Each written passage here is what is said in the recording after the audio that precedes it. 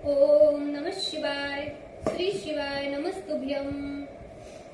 श्री आदिशक्ति पार्वती माताए नमः। श्री विघ्नेश्वराय नमः। श्री लक्ष्मी नारायणे नमः। श्री सरस्वती ब्रह्माय नमः। श्री सियारामे नमः।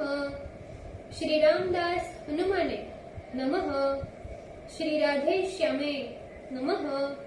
हे शिवजी, તમારી કૃપાથી હું આ શિવ પુરાણ વાંચી રહી છું અને તમામ દર્શકો આ શિવ પુરાણ સાંભળી રહ્યા છે. તમે બધા આ શિવ પુરાણનું જ્ઞાન પ્રાપ્ત કરી શકીએ એટલી શક્તિ પ્રદાન કરજો અને શિવ પુરાણનું તેજ સહી શકીએ એટલી ક્ષમતા પ્રદાન કરજો. હે વિઘ્નેશ્વર ગણપતિ બાપા, તમે શિવ પુરાણના વંચનમાં આવતા તમામ વિઘ્ન હરજો.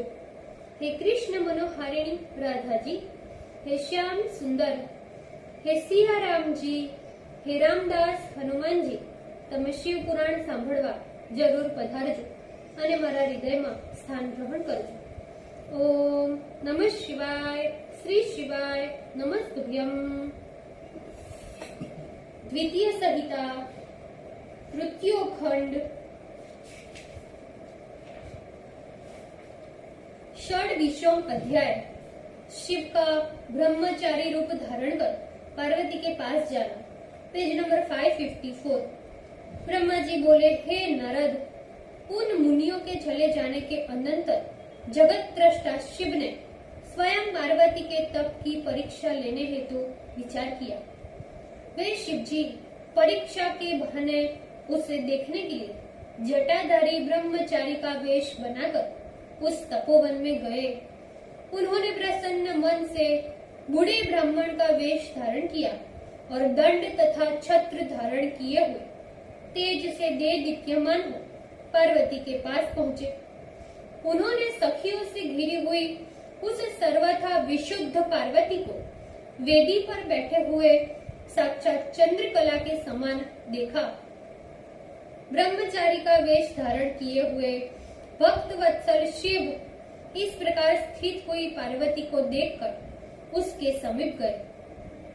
उस अपूर्व तेजस्वी ब्राह्मण को आए हुए देखकर देवी ने भी सभी प्रकार की पूजा सामग्री से उनका पूजन किया. इस प्रकार भली भांति पूजा सत्कार करने के अनंतर पार्वती ने प्रसन्नता के साथ उस ब्राह्मण से आदर पूर्वक कुशल समाचार पूछा. पार्वती कहने लगी, हे ब्राह्मण, ब्रह्मचारी का स्वरूप धारण किए हुए आप कौन हो और कहां से आए हो? हे वेद वेत्ता ब्राह्मण, तुम्हारे तेज से ये वन प्रकाशित हो रहा है, ये सब कारण मुझसे कहो.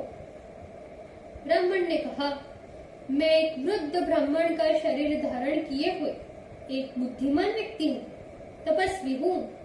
दूसरों को सुख देना तथा उपकार करना ही मेरा काम है, इसमें संशय नहीं. अच्छा, तुम बताओ कि तुम किसकी कन्या हो, कौन हो? इस निर्जन वन में अकेली रहकर इतनी कठिन तपस्या जो मुनियों के लिए भी दुष्कर है, क्यों कर रही हो? तुम बाला तथा वृद्ध भी नहीं हो, सर्वथा तरुणी ही जान पड़ती हो.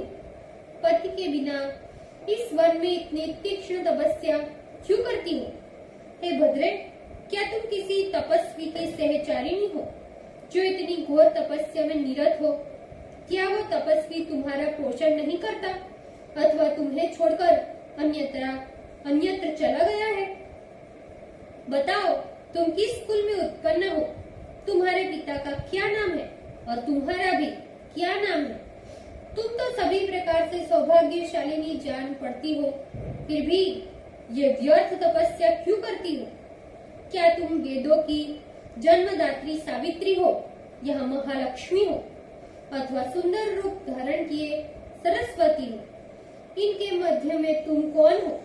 मैं तुम्हारे विषय में इससे अधिक तर्क नहीं कर सकता.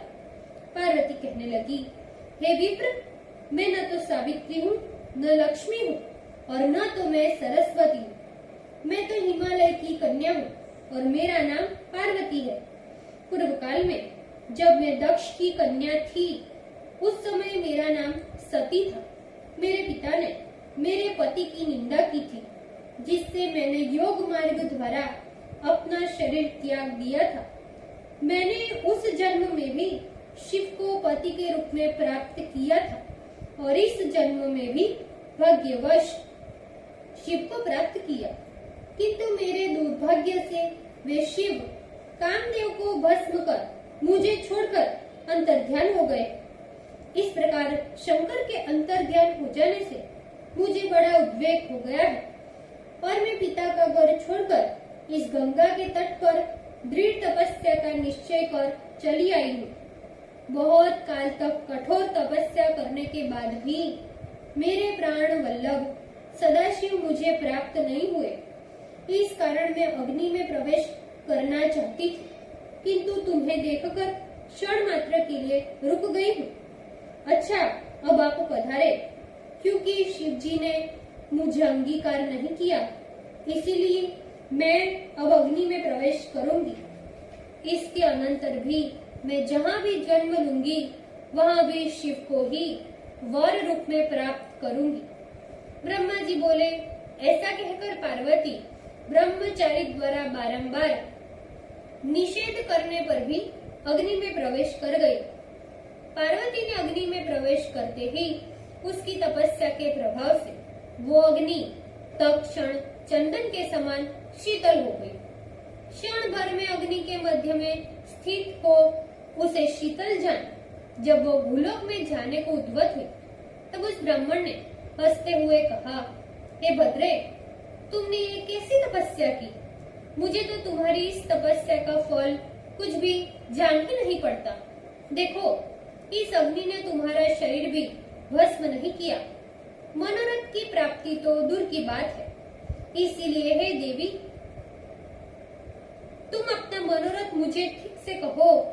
मैं सबको सुख देने वाला ब्राह्मण हूँ। इस कारण हमारी तुम्हारी मित्रता हो गई। तुम अपना मनोरथ सत्य सत्य कहो। अपने मनोरथ को गोपनीय मत रखो। हे देवी, इसके पश्चात भी तुम बताओ कि तुम कौन सा वरदान चाहती हो। मुझे तो सारे वरदान का फल तुम ही में दिखाई पड़ता है। इतनी बड़ी तपस्या यदि तुमने दूसरे के लिए की है, तो वह सारा का सारा तुम्हारा तप व्यर्थ हो गया और तुमने रत्न को छोड़कर कांच ही धारण किया। इस प्रकार की अपनी सुंदरता तुमने क्यों व्यर्थ कर दी? अनेक प्रकार के बहुमूल्य वस्त्र त्याग कर तुमने ये मृग चर्म क्यों धारण किया? तुम अपनी तपस्या का सत्य कारण बताओ, जिसे सुनकर मैं भी प्रसन्नता प्राप्त करूं। ब्रह्मा जी ने कहा। इस प्रकार उस ब्राह्मण ने पार्वती से पूछा। तब सुव्रता पार्वती ने अपने सखियों के मुख से सारा वृतांत कहलाया। तदंतर पार्वती की प्रेरणा प्राप्त कर उन्हें अभिप्राय को जानने वाली प्राण प्रिया विजया नाम की सखी ने उस ब्रह्मचारी से कहा, हे ब्रह्मचारी, यदि तुम इस पार्वती का सारा चरित्र एवं इनकी तपस्या का सारा कारण जानना चाहते हो, तो मैं कहती हूँ, आप सुने। ये मेरी सखी पर्वतराज हिमालय की पुत्री है, जो अभिजन के अनुसार पार्वती नाम से एवं माता मेनका के द्वारा काली नाम से विख्यात है। अभी तक इसका विवाह किसी के साथ नहीं हुआ है, कारण कि ये शिव जी को छोड़कर दूसरे को अपना पति नहीं बनाना चाहती। शिव को पति रूप में प्राप्त करने के लिए मेरी सखी ने इतना कठिन तप आरंभ किया है।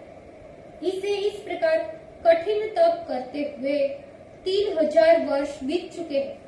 हे साधो, हे द्विजोत्तम, इस तप का भी कारण मैं आपसे कहती हूँ। ये मेरी सखी इंद्रादि प्रमुख देवताओं एवं ब्रह्मा, विष्णु आदिकों को छोड़कर केवल पिनाक पाणी भगवान शंकर को ही पति रूप से प्राप्त करने की इच्छा रखती है।